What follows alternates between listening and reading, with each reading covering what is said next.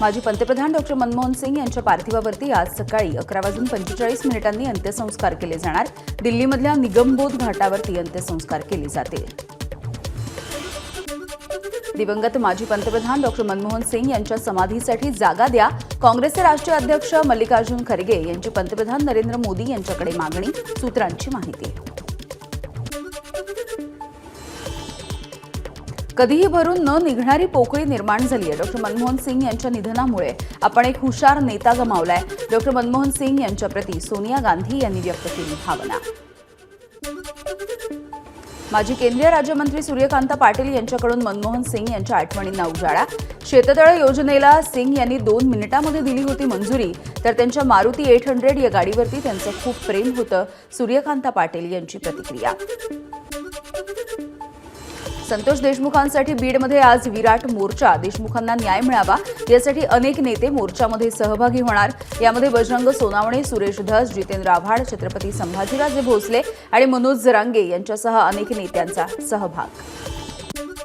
संतोष देशमुख हत्या प्रकरणामध्ये तपासाला वेग। वाल्मिक कराड यांच्या पत्नीची सीआयडीकडून चौकशी। बीड शहर पोलीस स्टेशनमध्ये कराडच्या पत्नीची चौकशी। सरपंच संतोष देशमुख हत्या प्रकरणाचा निकाल लागेपर्यंत धनंजय मुंडे आणि पंकजा मुंडे यांच्या मंत्रिपदाचा राजीनामा घ्या। रेणापूरमधील आक्रोश मोर्चाची तहसीलदारांना निवेदन देऊन मागणी। बीडमध्ये एका व्यक्तीच्या नावावरती 9 अब्ज रुपयांचा व्यवहार। जिल्ह्यामध्ये महादेव ॲपच्या माध्यमातून कोट्यवधी रुपयांचा घोटाळा। व्यवहाराचं कनेक्शन मलेशियापर्यंत, सुरेश धस यांचा दावा। सुरेश धस यांच्या विरोधामध्ये अभिनेत्री प्राजक्ता माळी महिला आयोगामध्ये तक्रार करणार। सुरेश धस यांच्या बीडमधल्या कार्यक्रमामधील वक्तव्याच्या नंतर प्राजक्ता माळी आक्रमक। धनंजय मुंडेंना मंत्रिपद मिळाल्यामुळे असूयेमधून सुरेश धस यांना लक्ष्य केलं जात आहे। राष्ट्रवादीचे आमदार अमोल मिटकरी यांचा गंभीर आरोप। धस यांना मुंडेंची सुपारी कुणी दिली यामध्ये तपास करण्याची गरज, मिटकरींचं वक्तव्य। धनंजय मुंडेंना केवळ पालकमंत्रीपद दिसतंय, त्यांचं पालकमंत्रीपद त्यांना लखलाभ। सुरेश धस यांचं वक्तव्य, तर मिटकरींनी माझ्या नादाला लागू नये, धस यांचा इशारा। सुरेश धस यांच्यासोबत चर्चा करणार। त्यांच्या मनामध्ये शंका असतील तर त्यांनी मुख्यमंत्र्यांसोबत बोलावं। तपासाला अडचण निर्माण होईल अशी वक्तव्य करू नये, बावनकुळेंचा धस यांना सल्ला। सरपंच संतोष देशमुख हत्येचं प्रकरण, आरोपी विष्णू चाटे याला 6 जानेवारीपर्यंत पोलीस कोठडी।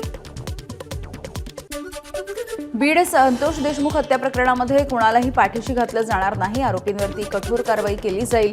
रेणापूरमधल्या आंदोलकांच्या मागणीवरती प्रवीण दरेकर यांची प्रतिक्रिया। तुळजापूर सरपंच हल्ल्याच्या प्रकरणी पोलीस ॲक्शन मोडवर तपासासाठी 3 पथकं तयार केल्याची पोलीस अधीक्षक संजय जाधव यांची माहिती। पवनचक्की वादामधून हा हल्ला झालाय का याचीही तपासणी केली जाणार। तुळजापूर तालुक्यामधील सरपंच हल्ला प्रकरणामध्ये कठोर कारवाई केली जाईल, जिल्हा पोलीस अधीक्षक संजय जाधव यांची माहिती। या प्रकरणामध्ये मनुष्यवधाचा प्रयत्न या कलमाच्या अन्वये गुन्हाही दाखल। तुळजापूर सरपंच हल्ला प्रकरणी पोलीस ॲक्शन मोडवर 4 अज्ञात आरोपींच्या विरोधामध्ये गुन्हा दाखल। महिनाभरापूर्वी पवनचक्कीच्या ठेकेदारासोबत झाला होता वाद। या वादामधून सरपंचावरती हल्ला केल्याची शक्यता। प्रकाश महाजन हे आपल्याकडची बंदूक शासनाला परत करणार। बीडमध्ये शस्त्राचं प्रदर्शन बघितल्यानंतर प्रकाश महाजन यांचा निर्णय। सरकारनं जनतेला वाऱ्यावरती सोडलं, गृहमंत्री देवेंद्र फडणवीस हे काय करतायत, संजय राऊतांचा सवाल। तर पोलिसांचे व्यवहार पैशाच्या माध्यमातून होत आहेत, राऊतांचा आरोप। गृहमंत्री कोणालाही पाठीशी घालण्याचं काम करत नाहीत असं म्हणत रवी राणांची संजय राऊतांवरती बोचरी टीका।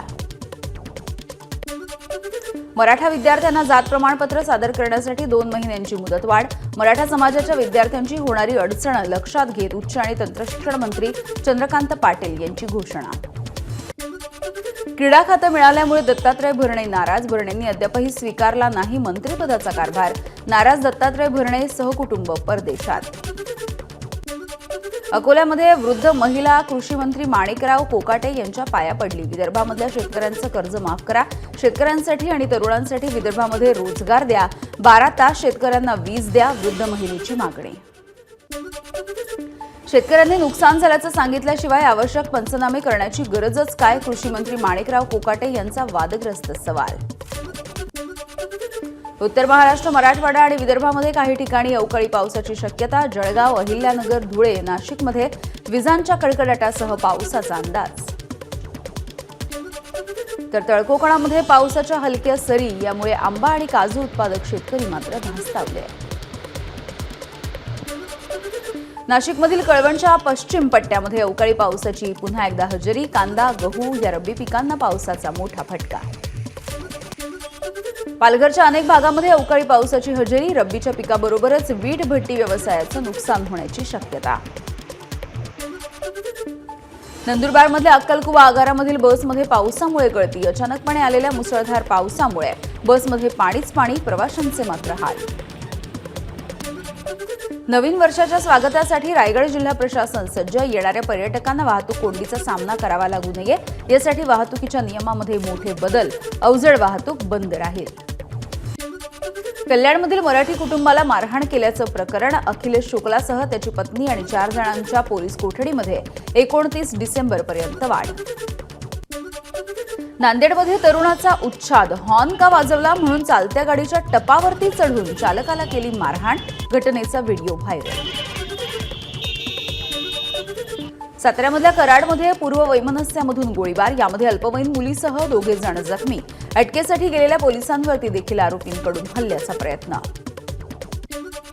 पुण्याजवळच्या थेऊरच्या जय मल्हार हॉटेलजवळ किरकोळ वादामधून फायरिंग. चौघांनी वॉचमन आणि त्याच्या पत्नीला मारहाण करत केली हवेमध्ये फायरिंग.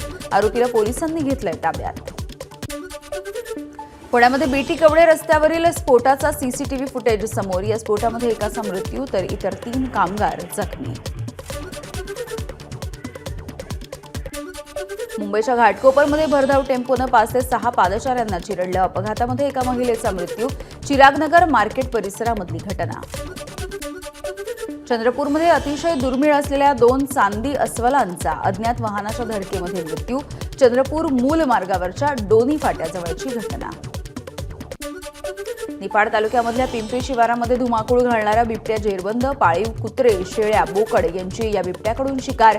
बिबट्या जेरबंद झाल्याच्या नंतर शेतकऱ्यांनी सोडला सुटकेचा निश्वास. सौर कृषीपंप योजनेच्या अंमलबजावणीमध्ये महाराष्ट्र देशामध्ये प्रथम क्रमांकावर. मागेल त्याला सौर कृषीपंप या योजनेमध्ये डिसेंबरमध्ये दररोज सरासरी 844 शेतकऱ्यांना लाभ. धुळे शहरामधून ताब्यात घेतलेल्या 4 बांगलादेशींची पोलीस कोठडीमध्ये सोमवारपर्यंत रवानगी. सोमवारी पुन्हा एकदा कोर्टामध्ये हजर केलं जाणार. पोलिसांकडून चौघांची चौकशी सुरू. जालन्याच्या भोकरदन तालुक्यामधल्या पारदमध्ये एटीएसची मोठी कारवाई. 3 बांगलादेशींना घेतलं ताब्यात.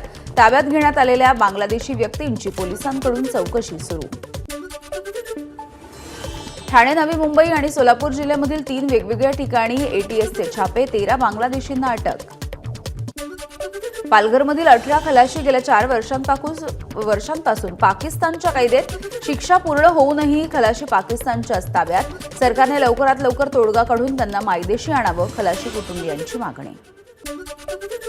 31च्या निमित्ताने पनवेल उरणमधील फार्म हाऊसवरती पोलिसांची करडी नजर असणार. तसंच महत्त्वाच्या ठिकाणी सीसीटीव्ही लावले जाणार.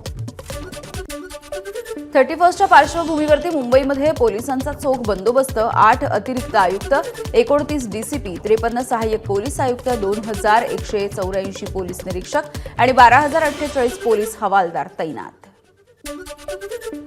सोलापूरमध्ये जिल्हा प्रशासनाकडून 31 डिसेंबरसाठी मद्य विक्रीच्या वेळेमध्ये शिथिलता. वाईन शॉप, बिअर शॉप रात्री 1 वाजेपर्यंत तर परमिट बार आणि क्लब पहाटे 5 वाजेपर्यंत सुरू ठेवले जाणार.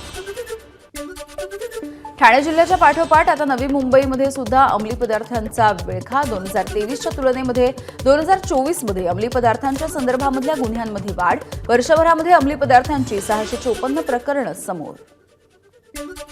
नवी मुंबईमध्ये जानेवारी ते नोव्हेंबरच्या दरम्यान 1,37 कोटींपेक्षा अधिकची ऑनलाईन फसवणूक. वर्षभरामध्ये ऑनलाईन फ्रॉडचे 352 गुन्हे दाखल. या दाखल गुन्ह्यामधल्या केवळ 62 आरोपींना पकडण्यामध्ये पोलिसांना यश.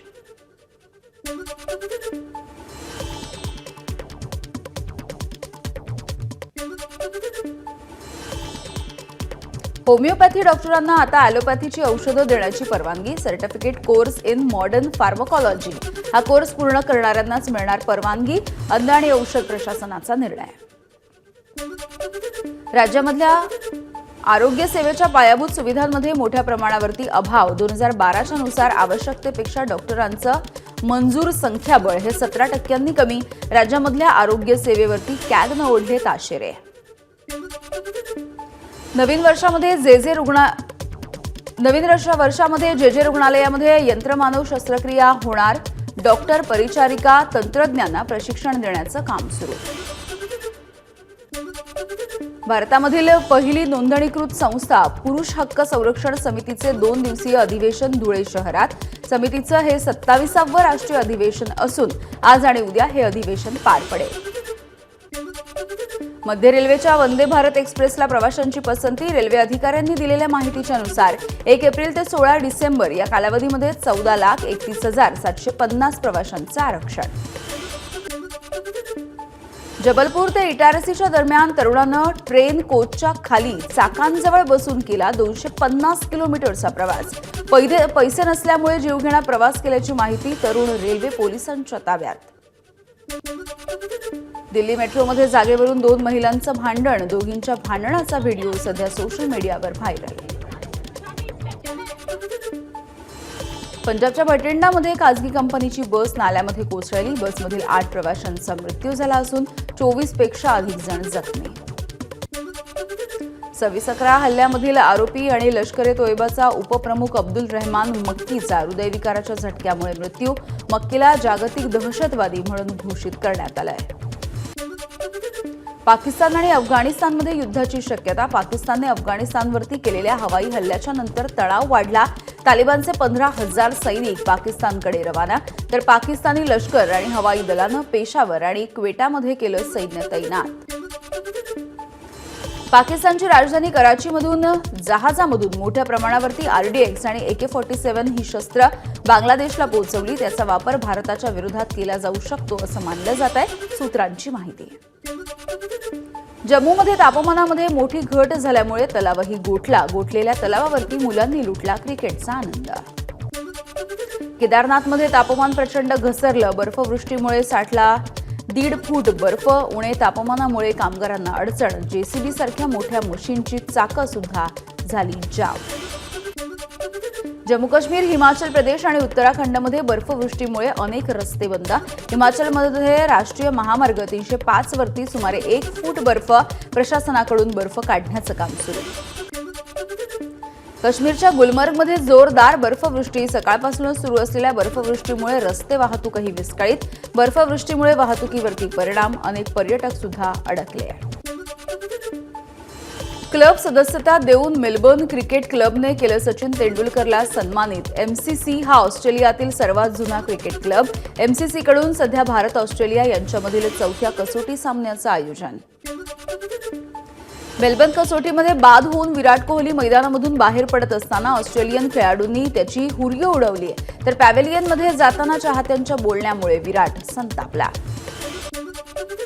माजी क्रिकेटपटू विनोद कांबळी यांच्या तब्येतीमध्ये सुधारणा. जनरल वॉर्डमध्ये हलवलं. पुष्पा 2च्या गाण्यावरती विनोद कांबळींचा भन्नाट डान्स.